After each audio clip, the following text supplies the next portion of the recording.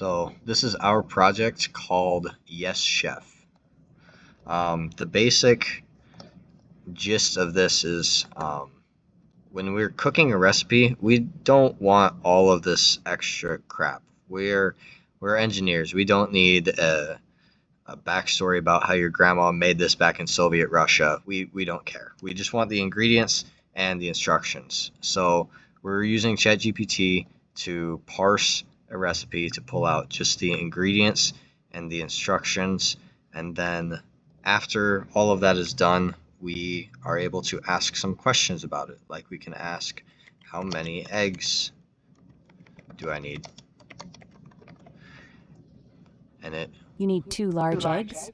ChatGPT will answer not only in text, but it will also speak to us, which leads to my next point where I can ask a question to ChatGPT. What is step 9? This little button down here, Let them sit on the baking pan for 5 minutes before removing to a cooling rack. And it will speak to me. And the best part is we have a wake word in there. So I can say, hey chef, what is step 8? I'm done. I'm done. Sometimes it doesn't catch the end word. Bake in the preheated oven for approximately 8 to 10 minutes. Take them out when they are just barely starting to turn brown. But we have wake words, text to speech, speech to text. That allows us to speak, use this app hands-free. And in addition, we can even set timers. See if I can get through this game bar. We can manually set a timer for, say, 60 minutes. Start a timer.